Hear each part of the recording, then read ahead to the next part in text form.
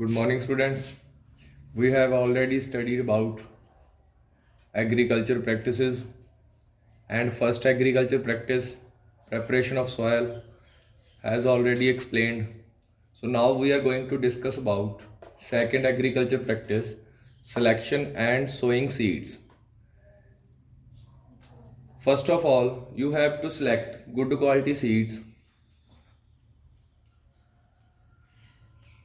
For this purpose, there is an agency which is called NSC, means National Seeds Corporation, which provides good quality of seeds by examining the growing and production of seeds.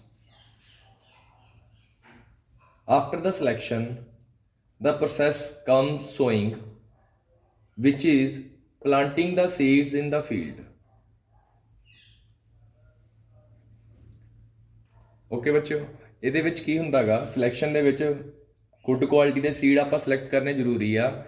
India ਦੇ ਵਿੱਚ ਆਪਣੇ ਕੋਲ national seeds corporation ਆ ਜੋ insure ਕਰਦੀ ਹੈ good quality ਦੇ seeds. ਤਾਂ ਸੋਇੰਗ ਕੀ ਪ੍ਰੋਸੈਸ ਹੈਗਾ, ਸੀਡਸ ਨੂੰ ਪਲਾਂਟ ਕਰਨਾ ਖੇਤ ਦੇ ਵਿੱਚ। Okay, so there will be two major points should be kept in mind while sowing. First is proper distance from one another. Seeds should be sown at a proper distance. No overcrowding. ਇਹਦਾ ਮਤਲਬ ਇਹ ਹੈ ਬੱਚੋ ਕਿ seeds ਇੱਕ ਦੂਸਰੇ ਤੋਂ proper ਦੂਰੀ ਤੇ ਲਗਾਏ ਜਾਣ। ਇੱਦਾਂ ਨਾ ਹੋਵੇ ਵੀ ਇੱਕ ਜਗ੍ਹਾ ਤੇ ਸਾਰੇ ਸੀਡਸ ਸੁੱਟਤੇ, ਠੀਕ ਹੈ, ਓਵਰਕਰਾਊਡਿੰਗ ਕਰਕੇ ਕੀ ਹੋਊਗਾ, ਉਹਨਾਂ ਦੀ ਗਰੋਥ ਪੋਸੀਬਲ ਨਹੀਂ ਹੋਣੀ proper. Second, there should be proper depth. ਨਾ ਤਾਂ ਬੀਜ ਜ਼ਿਆਦਾ ਡੂੰਘੇ ਹੋਣੇ ਚਾਹੀਦੇ ਆ ਤੇ ਨਾ ਹੀ ਬੀਜ ਜ਼ਿਆਦਾ ਉੱਪਰ ਹੋਣੇ ਚਾਹੀਦੇ ਆ। ਉਹਨਾਂ ਦੀ ਡੈਪਥ ਵੀ ਕੀ ਹੋਣੀ ਚਾਹੀਦੀ ਆ, ਪ੍ਰੋਪਰ ਹੋਣੀ ਚਾਹੀਦੀ ਹੈ, correct. So there are two methods for sowing the seeds. First is manual.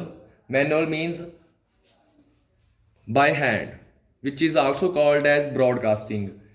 ਜਿਵੇਂ ਕਿ ਖੇਤ ਦੇ ਵਿੱਚ ਆਪਾਂ ਹੱਥ ਦੇ ਨਾਲ ਛਿੱਟਾ ਦਿੰਦੇ ਹੈਗੇ, ਸੁਣਿਆ ਹੋਊਗਾ, ਡਾਇਰੈਕਟਲੀ ਖੇਤ ਤਿਆਰ ਕੀਤਾ ਬਸ ਉਹਦੇ ਛਿੱਟਾ ਦੇ ਦਿਓ, that is called manual process. Second one is the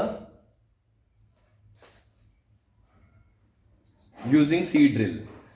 seed drill ਇੱਕ ਮਸ਼ੀਨ ਹੈਗੀ ਜੋ ਪ੍ਰੋਪਰ ਵੇ ਨਾਲ ਸੀਡਸ ਨੂੰ ਸੋ ਕਰਨ ਦੇ ਵਿੱਚ ਹੈਲਪ ਕਰਦੀ ਆ। ਟਰੈਕਟਰ ਦੇ ਨਾਲ ਯੂਜ਼ ਕਰਕੇ ਇਹਨੂੰ ਆਪਾਂ ਸੀਡਸ ਨੂੰ ਬੀਜ ਸਕਦੇ ਹਾਂ ਇਹਦੇ ਨਾਲ, ਠੀਕ ਹੈ ਨਾ। Is it clear? Next agriculture practice is irrigation.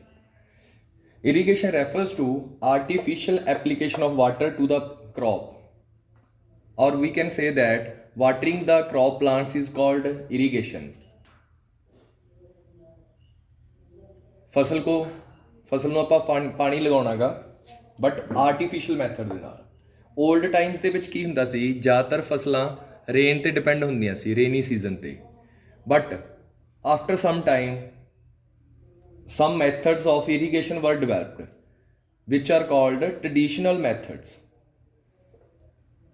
which are canal irrigation, furrow irrigation, chain pump. These methods were cheaper but lead to wastage of water. ਇਹ ਮੈਥਡ ਸਸਤੇ ਜ਼ਰੂਰ ਹੈਗੇ ਬਟ ਇਹਦੇ ਨਾਲ ਪਾਣੀ ਦਾ ਬਹੁਤ ਜ਼ਿਆਦਾ ਨੁਕਸਾਨ ਹੁੰਦਾ ਹੈਗਾ ਪੁਰਾਣੇ ਮੈਥਡਾਂ ਦੇ ਨਾਲ। But nowadays we use modern method of irrigations which are mainly two: sprinkler and drip irrigation. Sprinkler irrigation also called as artificial rain. ਇਹਨੂੰ ਪੰਜਾਬੀ ਦੇ ਵਿੱਚ ਫੁਹਾਰਾ ਵੀ ਕਹਿ ਦਿੰਦੇ ਆਪਾਂ, ਫੁਹਾਰੇ ਨਾਲ ਪਾਣੀ ਲਗਾਉਣਾ। It is used in those areas where is uneven land and sandy soil. ਜਿੱਥੇ ਕੀ ਰੇਤਾ ਗਾ ਜਾਂ uneven land ਆ ਉੱਥੇ ਆਪਾਂ ਕਿਹੜਾ ਮੈਥਡ ਯੂਜ਼ ਕਰਦੇ ਹਾਂ, that is sprinkler irrigation. And drip irrigation is used in those area where water is in shortage. ਇਹਦੇ ਵਿੱਚ ਹੁੰਦਾ ਕੀ ਹੈਗਾ, ਡ੍ਰਿਪ ਇਰੀਗੇਸ਼ਨ ਦੇ ਵਿੱਚ ਪਾਣੀ ਸਿਰਫ ਪੌਦੇ ਦੀ ਜੜ੍ਹ 'ਚ ਪਹੁੰਚਾਇਆ ਜਾਂਦਾ ਹੈਗਾ by pipes, drop by drop, ਬਸ ਸਿਰਫ ਪੌਦੇ ਦੀ ਜੜ੍ਹ 'ਚ ਪਹੁੰਚੂਗਾ, that is drip irrigation. But ਜਿਵੇਂ ਇਹਦਾ ਡਿਸਕਸ ਕੀਤਾ ਕਿ ਫੁਹਾਰੇ ਲੱਗੇ ਹੋਣਗੇ, ਇਹ ਤੁਸੀਂ ਦੇਖਿਆ ਵੀ ਹੋਊਗਾ ਕਿਤੇ, ਠੀਕ ਹੈ ਨਾ, ਕਿ ਫੁਹਾਰਾ ਲਗਾ ਕੇ ਮੀਂਹ ਦੀ ਤਰ੍ਹਾਂ ਹੋਊਗਾ, ਬਾਰਿਸ਼ ਲੱਗੂਗੀ, that is sprinkler irrigation. Okay.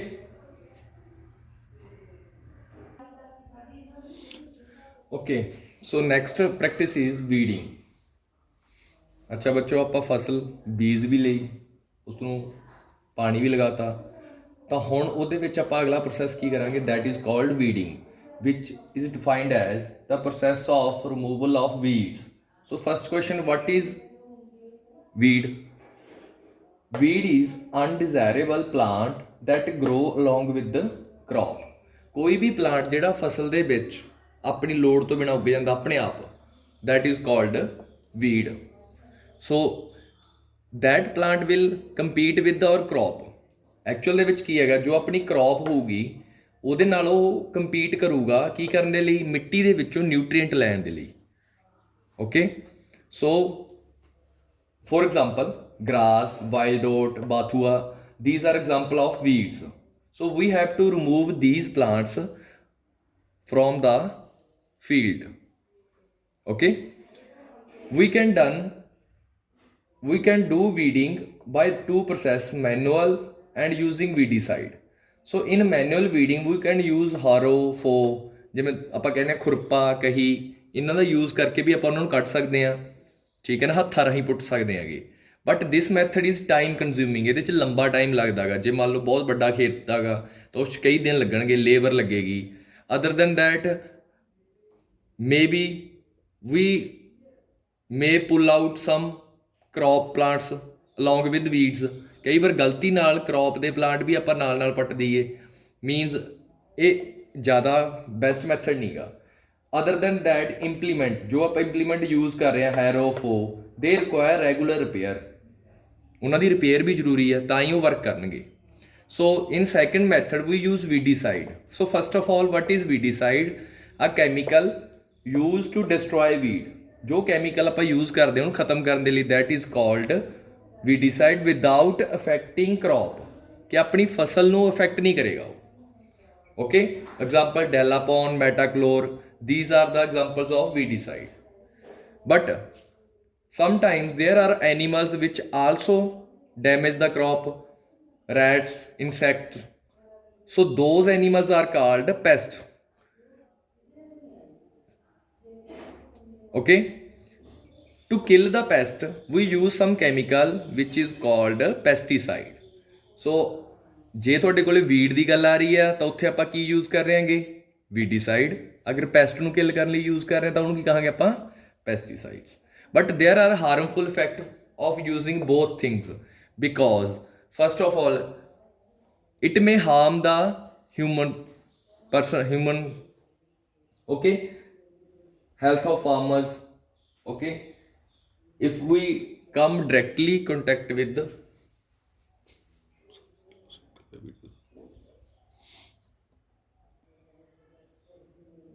if we directly come contact with these weedicide or pesticide, then it can adversely affect the health of person। ਜਿਵੇਂ ਗਲਤੀ ਨਾਲ ਕਿਸੇ ਪਰਸਨ ਦੇ ਉੱਤੇ ਇਹ ਡੁੱਲ ਜੇ ਜਾਂ ਉਹਦੇ ਸਾਹ ਰਾਹੀਂ ਅੰਦਰ ਚਲੀ ਜਾਵੇ ਤਾਂ ਇਹ ਉਹਨੂੰ ਅਫੈਕਟ ਕਰਨਗੇ। Second thing, there effect can be scene in crop also. ਚਾਹੇ ਇਹ ਫਸਲ ਨੂੰ ਡੈਮੇਜ ਨਹੀਂ ਕਰਦੇ ਬਟ ਫਸਲ ਦੇ ਵਿੱਚ ਜ਼ਰੂਰ ਚਲੇ ਜਾਂਦੇ ਆ, ਵਿੱਚ ਅੰਦਰ ਜਾਣ ਕਰਕੇ ਆਪਣੇ ਲਈ ਕੀ ਹੋ ਜੂਗੀ, ਕ੍ਰੌਪ ਹਾਰਮਫੁਲ। ਤਾਂ ਕਰਕੇ ਆਪਾਂ ਨੂੰ ਜ਼ਿਆਦਾਤਰ ਕੇਸਿਸ ਦੇ ਵਿੱਚ ਵਾਸ਼ ਕਰਕੇ ਯੂਜ਼ ਕਰਨੀ ਚਾਹੀਦੀ ਹੈ crops. Okay so that will be all, thank you.